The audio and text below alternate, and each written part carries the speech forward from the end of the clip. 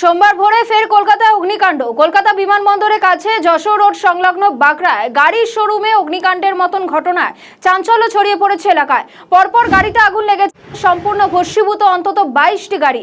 আগুনে ক্ষতিগ্রস্ত আরো 8টি গাড়িও। খবর পেয়ে প্রথমে ঘটনাস্থলে পৌঁছয় 5টি ইঞ্জিন। আগুন নাগালে আনতে না পারায় আরো 3টি ইঞ্জিন পরবর্তীকালে ঘটনাস্থলে যায়। মোট 8টি দমকলের দীর্ঘক্ষণের চেষ্টায় আগুন নিয়ন্ত্রণে আসে। দমকলের প্রাথমিক অনুমান শর্ট সার্কিটের ফলে এই আগুন লাগতে পারে। ইতিমধ্যে গোটা ঘটনার তদন্ত শুরু করেছে পুলিশ।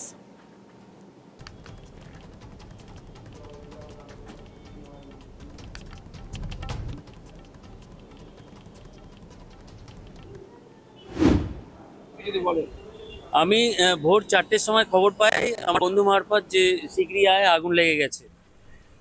তখন আমি দৌড়ে আসি আমার গাড়িটা যাতে বের করে নিয়ে যাওয়া যায়। আমি চাবি নিয়ে, এটা আমার গাড়ি।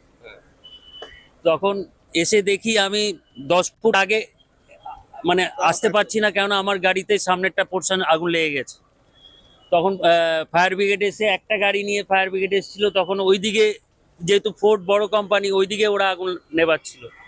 আমার গাড়ি তখন ধরেছে। তখন আমি ওদের বললাম শীঘ্রই আমার গাড়িতে আগে দিন, যদি বাঁচানো যায়। ওরা এলো, কিন্তু আমার গাড়ি বাঁচেনি, আমার গাড়ি পুরো শেষ। হ্যাঁ, এবারে কিভাবে যে লাগলো আমি জানি না, মানে কিন্তু আমার গাড়িটা শেষ হয়ে গেল, পুরো নতুন গাড়ি। আর এটা কমার্শিয়াল গাড়ি, যেহেতু আমার একটা কোম্পানিতে চলে, সেটাও আমার মানে বিভৎস অবস্থা। জানি না কিভাবে আমার পূরণ হবে, কিন্তু খুবই খারাপ অবস্থা। সমর্থক।